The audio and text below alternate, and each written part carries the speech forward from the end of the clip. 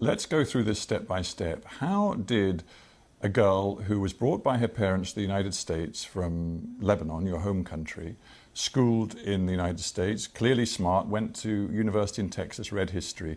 How did you get involved with the sex porn industry? I don't think low self-esteem discriminates against anyone. It doesn't matter if you come from a great family or if you come from a not so great background. I struggled my entire childhood with weight, and I never felt attractive or worthy of male attention. And suddenly, my first year of college, I start losing all this weight from making small changes. And by the time I graduated, I was ready to make a bigger difference. I felt extremely self-conscious about my breasts because that was the first thing to go when I lost all the weight. I lost about 50 pounds. I don't know how many kilos that is, or stones. Well, it's a considerable amount of weight. Yeah. It changed your body, yeah. It changed you physically. Completely. Yeah. So my biggest insecurity was my breasts. So I wanted to more or less go back to what they normally were.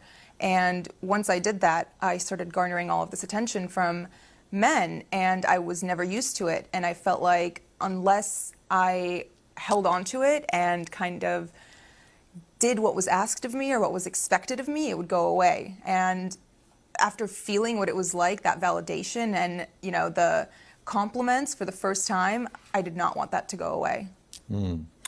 You were spotted, I think, on a street. I mean, there you were a young graduate wanting to sort of find a job, and you were spotted on a street by a guy who said, I can work with you, and clearly he opened up and said, it's the porn business.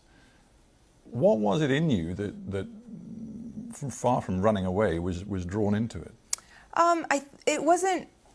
That's not how it was. It wasn't just, hey, do you want to come do porn? It was more so, oh, you're beautiful. Like, would you like to do some modeling? Oh, you know, you have a great body. Like, I think you'd be great in nude modeling. Things like that. And after I came and toured the studio, you know, it was very respectable. It was a gorgeous location. It was in Miami, in Doral, Florida. It was clean. Everyone who worked there was nice. All of their cubicles were decorated with family photos. Like, it was nothing dodgy or that made me uncomfortable. And after the first time I went in wasn't the first time I filmed a porn movie.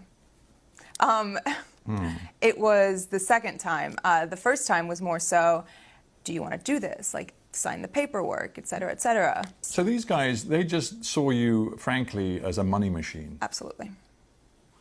But you still had no advisors, you had no lawyer, you had no nothing. So what 21-year-old has a lawyer on retainer? I'm just trying to get my head around how stressful this must have been, and whether even now, because you sit here so poised, and obviously a lot of time has passed and you've moved on, but do you think there is some sort of post-traumatic stress that is in you from this experience? Yes, and I think it kicks in mostly when I go out in public, because the stares I get, I feel like people can see through my clothes, and it brings me deep shame. It makes me feel like I lost all right to my privacy, which I did, because I'm one Google search away. Yeah. And those images you cannot expunge. No. You have no right, even though it is deeply personal to you, you have no right to remove them from anybody's view around the world. Yeah. It is very hard.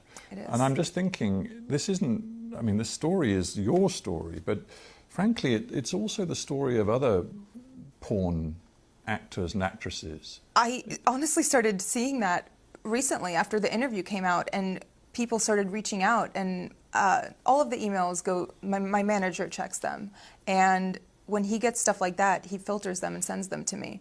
And reading the words of some of these girls who have been sex trafficked and forced into porn, and all of these stories of girls whose lives have been ruined by it, and by men who have taken advantage of them, and by contracts that they didn't even understand the jargon of, it makes me feel like, okay, maybe it was good that I started talking, and that I posted this interview, and that I'm speaking out now, because other people feel the same way. And even if they don't relate on as deep a level as, you know, doing porn, they can relate on the level of being insecure and being pressured into doing something they didn't want to do. You were wearing the Islamic headscarf, often known as hijab, and of course then it developed into a sort of a sex scene. You must have known how provocative that was. I verbatim told them, "You guys are going to get me killed." And they said? They just laughed. Why didn't you then say, "I'm not doing it"? Intimidation. I was scared. But I knew that if I said no, it would, you know, they're not going to force you to do it. At that point, that's rape. No one's going to force you to have sex. But I was still scared. I mean, have you ever felt scared not scared, but nervous to speak up and say something at a restaurant when your food's not right and the waiter comes by and says, "How is everything?" I was intimidated. I was nervous.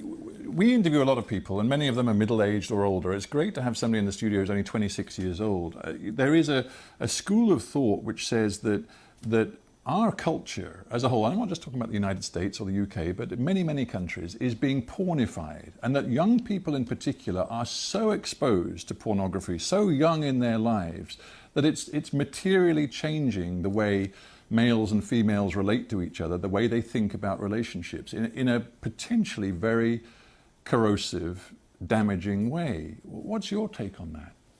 Of course it affects relationships. Porn addiction is very prevalent in America, and I'm sure here too.